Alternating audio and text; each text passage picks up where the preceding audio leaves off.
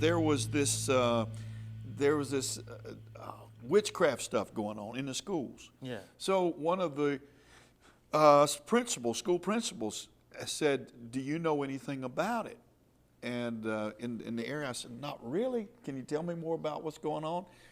And at first they thought it was just for giggles, but apparently there were some serious people serious about it that had come from New Orleans. And they were, sacrificing animals, and these kids were real big into it. Well, I said, well, I'd like to know more about it. I'm going to try to get into it. So what happened was a young lady got saved in our church. And so she was basically homeless, had a little child, and we had a safe house, we called it, there on the campus. We put people that were in transition. And I said, we're going to put you up until you can get on your feet. Well, come to find out, she was a member, and they called it Coven. We say Coven, but they call Coven. Yeah. So she was in the Coven. So one Sunday night, I'm up preaching, this girl singing in the choir. I tell you how backward she was. She didn't even know how to shop. My wife had to teach her how to shop. Oh, wow. Which is, my wife's a professional. Yeah. She's kept the economy going, and so she was blessed to have her to be able to teach her. Yeah. So she's up in the choir now. And these 12 guys come in dressed in black, trying to drag her out of the church service. So I get some big old boys. The ushers could throw bail 40 feet. I said, take these guys and put them in my office and lock it. Don't let them out till I'm through. So we had church, man. So I went back there, and they're so mad because they've been really held captive, and I didn't realize that was against the law. Yeah. But so I think they call it false imprisonment. So they came and they were cursing the church. A plague is coming on you, and you'll get pleurisy and blah. I didn't know what pleurisy was. I had to look it up. And I said, well, just take your best shot. Just go right ahead, because you know what? Too late, this girl's saved. She belongs to Jesus. All right. Don't come in here thinking you're going to drag anybody out of this church ever again. Yeah. Went home and I told Don, I said, well, isn't that something? I said, that's like New Testament Christianity. Yeah. I said, I'm kind of like Paul the Apostle. Uh-oh. She said, oh, yeah, that's who you are, all right. Oh, goodness. So the next day they came and arrested me. Took me to jail. Oh. And just like on the Perry Mason, you get one call. And so I called her. I said, can you come get me? They arrested me. And she said, is this Paul the Apostle?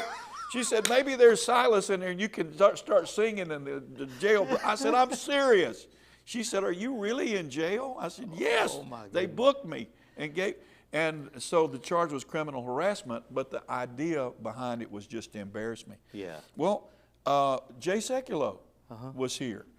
He represented me. Wow. And so we're in there, and they didn't show. And he said, well, they're just going to drop it. You can walk. I said, I don't want to drop it. I said, can the judge make them appear?